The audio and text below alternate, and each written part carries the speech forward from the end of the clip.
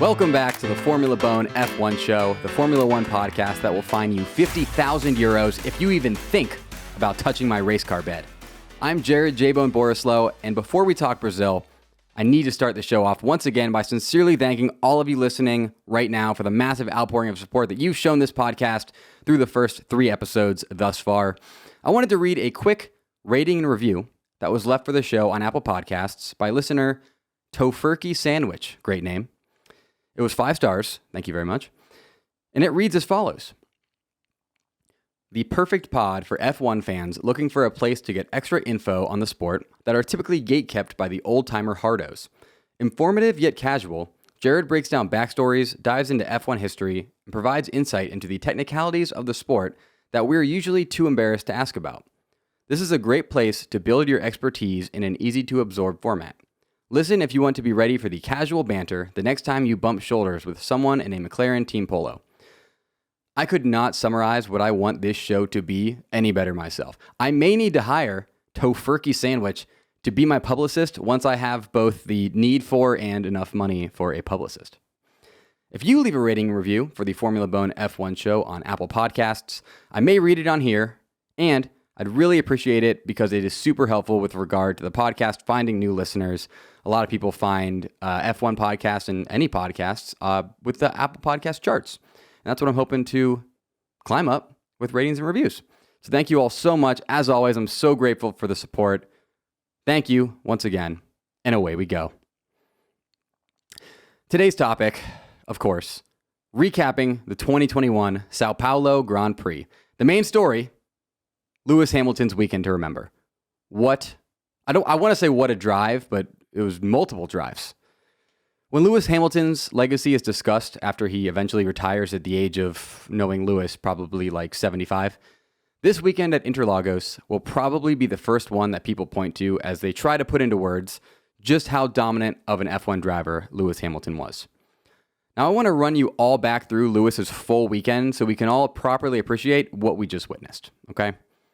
Now, remember, this was an F1 sprint weekend, so the schedule was Friday, FP1, and then qualifying for the sprint race. Saturday, FP2, aka the most pointless practice session ever. What a weird practice session to have in between qualifying and sprint. It's bizarre. And also the sprint race on Saturday. And Sunday, of course, is the race. On Friday, Lewis took on a new internal combustion engine that resulted in a 5-place grid penalty that he'd have to serve on Sunday. This is nothing out of the ordinary, as this has been the season of the engine penalty, but something that made people think that Max had a pretty good chance of winning the race, even if Lewis both qualified first and won the sprint race. People who thought that were then eating their words, as Lewis took pole in qualifying by half a second. This was a much bigger gap than expected, even given the new internal combustion engine, unless, of course, your Amazon Web Services, who predicted, before qualifying, that Lewis would qualify P1 by half a second in what can only be described as concerningly accurate and maybe a sign that Amazon has too much data on everything and all of us. People then began to think that Lewis is looking so fast that he very well could win this, even with his grid penalty. Now is the part where I want to say that I'm not here to speculate on whether or not the Mercs have anything illegal on their car that made it so fast, like illegal DRS, a DAS system, which you may remember from Drive to Survive as the thing where the Mercedes push and pull the steering wheel to better control steering, or anything else that might give the Mercedes an edge. I will leave all of the speculation about the Mercedes car and scrutineering to the FIA. I am clearly not qualified to judge cars, as I, as you all know, drive a dumpster on wheels, better known as a 2008 Nissan Sentra SL. But what ended up happening, regardless of whose side of the story you believe, is that after qualifying on Friday, Lewis was at risk of having his entire qualifying performance disqualified for an illegally large DRS opening. So the max size of the opening when the DRS, the flap goes down, is 85 millimeters, and in the initial testing in the Parc Fermé, the Mercedes wing did not pass that. Here are the different theories as to why this happened.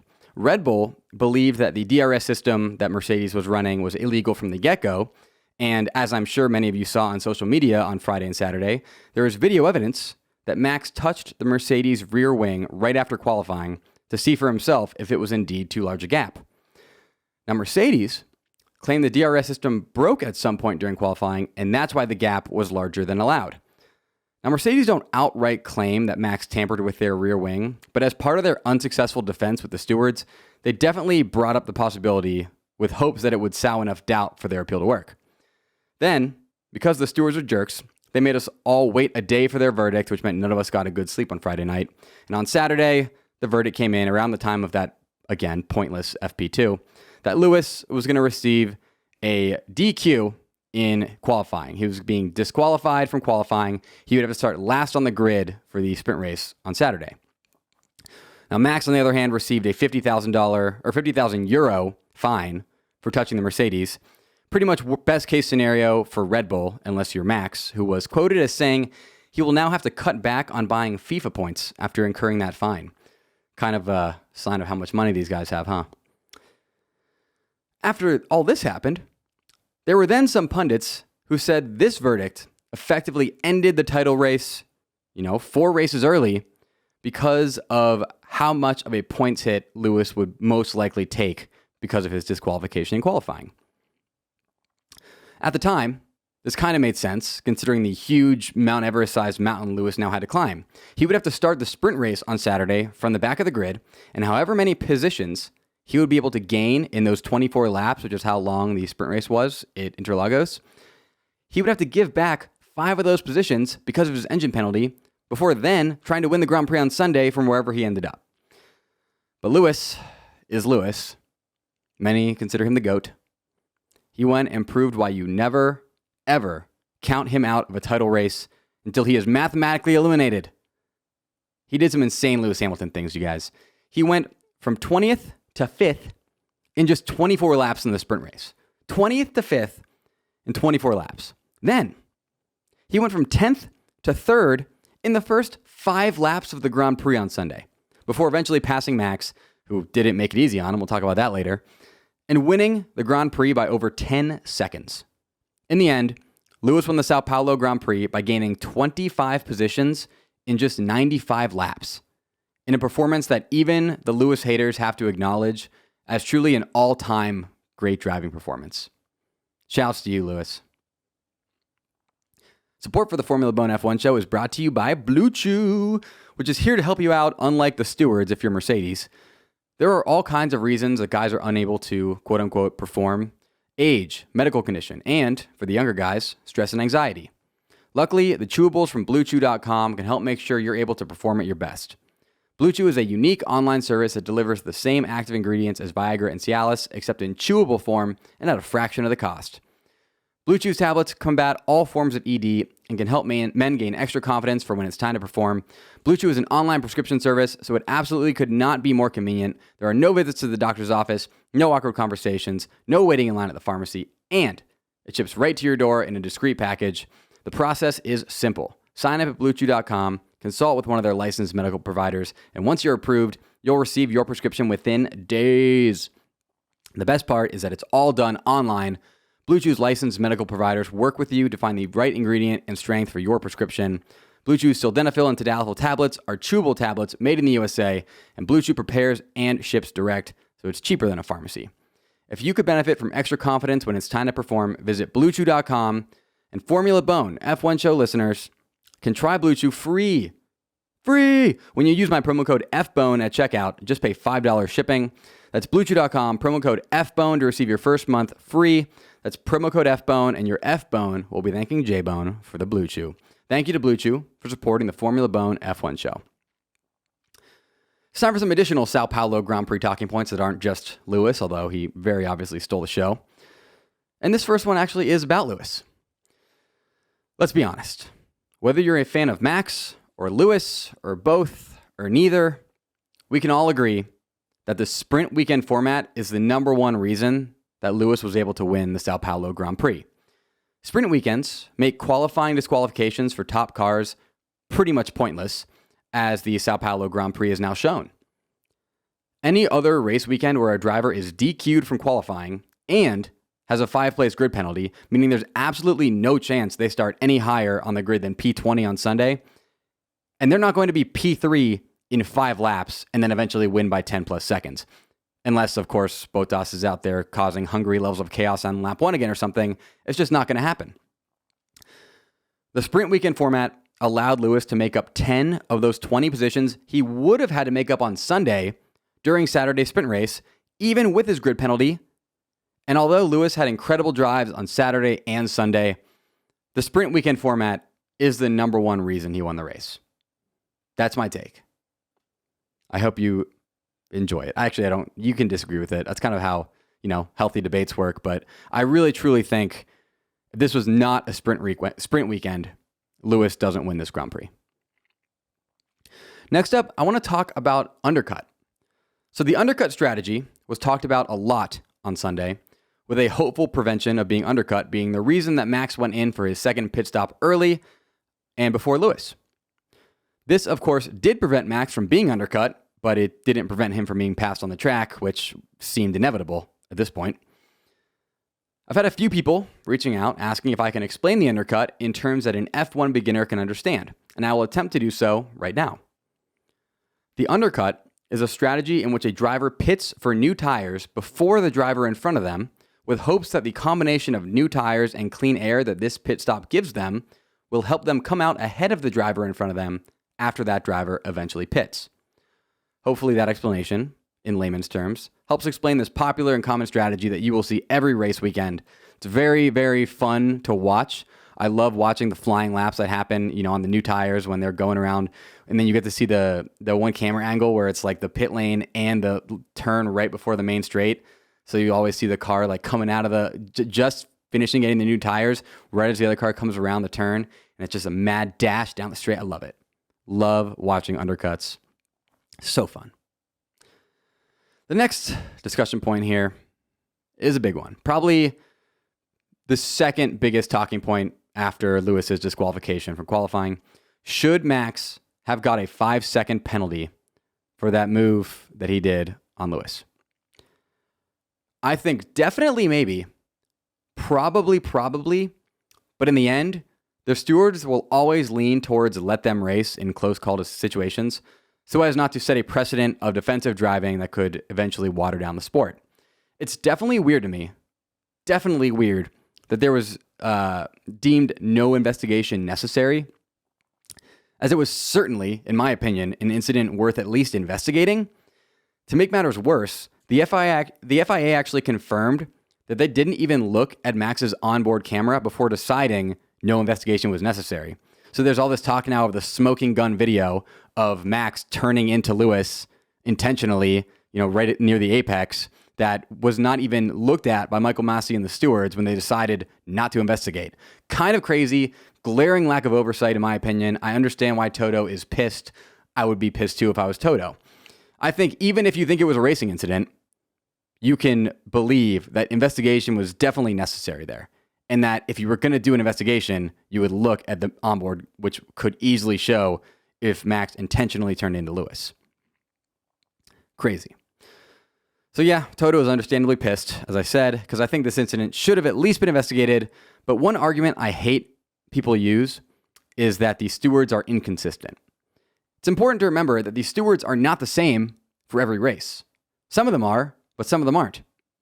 So there will never be consistency until that's the case, where there's the same stewards who are, judging every single race. And thus, right now, there is not designed to be consistency in these calls.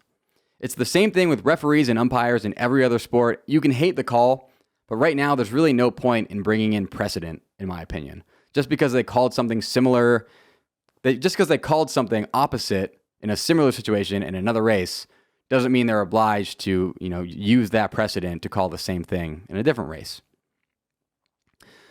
Now I want to talk championship implications. So Max Verstappen is now just 14 points clear of Lewis with 3 races remaining. The Mercedes are thought to have an advantage at the remaining tracks, which is why we very well may see Max take an engine penalty in Qatar, while he still has a points buffer if Red Bull think that's his best means of ending this season on top. If they do this, I'm just getting into crazy speculation mode. But if they do this, and Lewis finishes first with fastest lap, with Max taking P4 because of his engine penalty, they will be all tied up with 2 races left. Now, just a little scenario artistry as a reminder. Max wins the tiebreaker right now, as it stands, because he has more race victories. But if Lewis wins out, he will match Max at 9 victories, and it'll go to the second tiebreaker of second place finishes, which itself can be flipped from Lewis to Max if Max gets second in 2 of the 3 races in which Lewis has to get. It's so crazy right now. It's really hard to speculate. We all just have to go like, who's going to win the races, you know? Max going to win, Lewis going to win. Because when you get down to the nitty gritty of points, there's so many ways that points can be moved around. And again, if one driver DNFs, I mean, it's pretty much over. So it's a game of splitting hairs, a game of inches right now. There's all these crazy scenarios. And now, in the less important but still important Constructors' Championship, Mercedes lead Red Bull by just 11 points. This one will obviously be very correlated to the World Drivers' Championship at this point, but I think if a team does manage to win the Constructors' Championship but not the Drivers' Championship, which would obviously more likely happen to Mercedes than Red Bull at this juncture, it's still going to feel more like a loss than a victory to them. This is like the ultimate season of Drivers' Championship or bust. I don't think either team, I think the teams would trade the Constructors for the Drivers in a millisecond. Because this is just one of the most highly contested seasons of all time. It's so exciting, but it's really more about the drivers than the constructors. I think everybody understands that at this point. Support for the Formula Bone F1 show is also brought to you by a new sponsor, MyBookie, where you can put your money where your F1 mouth is. From all of the biggest games to the smallest events, make every bet worth your while with MyBookie on their website, MyBookie.ag.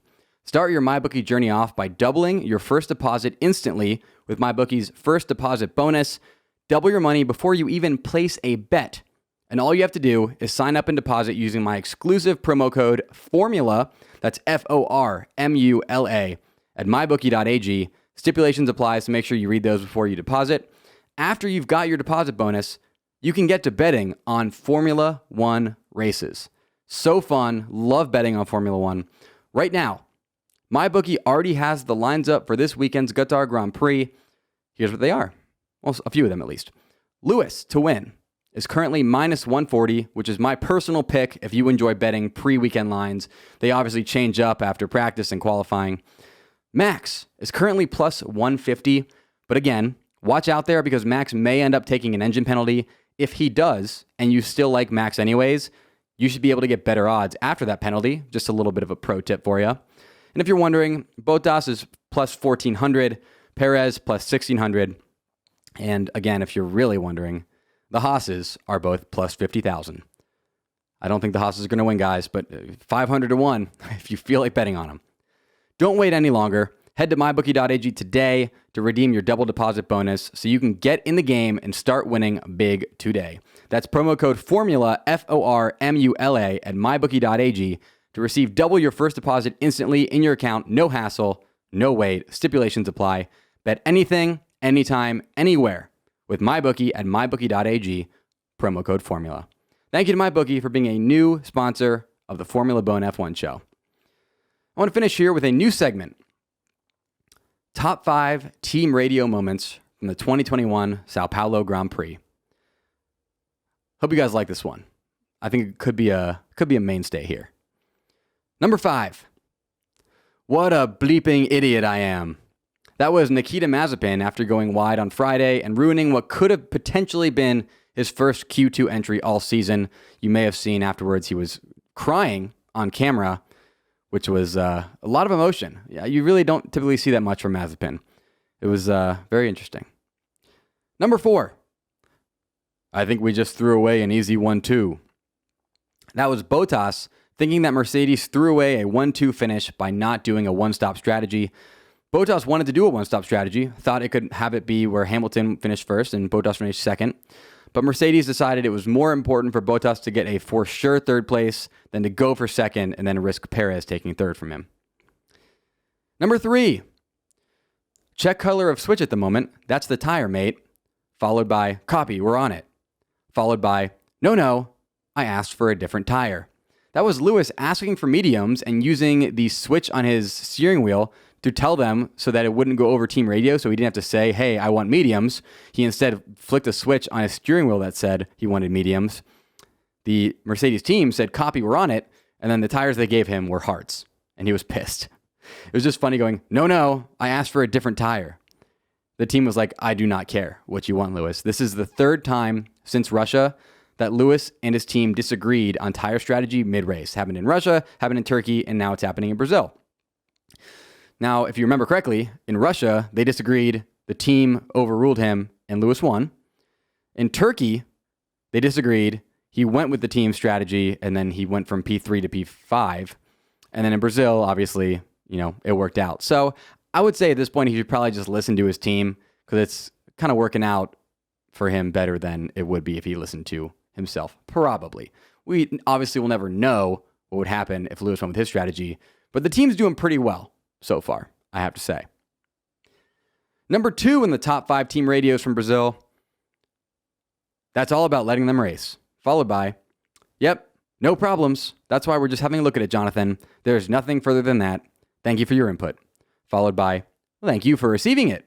Followed by, my pleasure. One of the most sarcastic exchanges you will ever hear in Formula One. This is between Red Bull sporting director Jonathan Wheatley and FIA race director Michael Masi. If you're Michael Masi, how sick are you right now of dealing with all this stuff from Red Bull and Mercedes? It's got to be so annoying. That's why he's getting so sarcastic. He's just so pissed. He's like, oh my God. So instead of getting angry, he's just being sarcastically nice.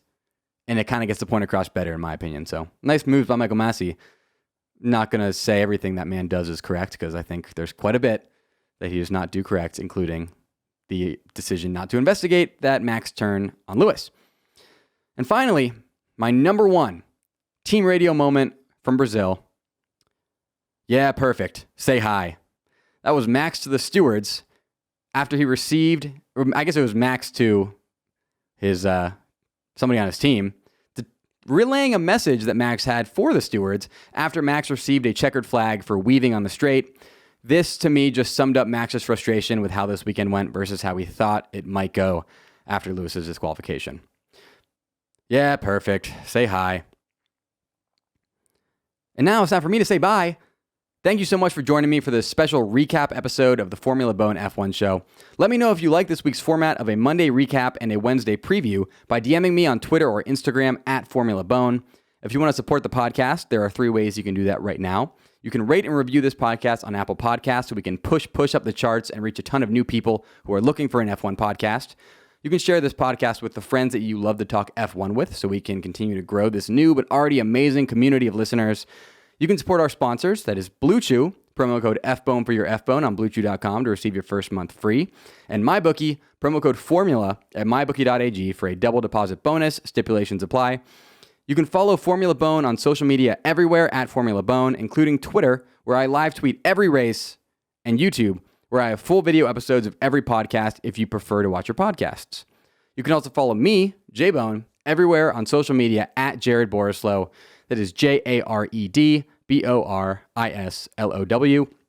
And if you're all caught up on the Formula Bone F1 show, but want to keep hearing my voice, I co-host a comedy and mental health focused podcast called the Bolen podcast, where we have a ton of fun covering a wide variety of topics, including current events, non-F1 sports, fast food, funny news stories, cool animals, insane history, and much more.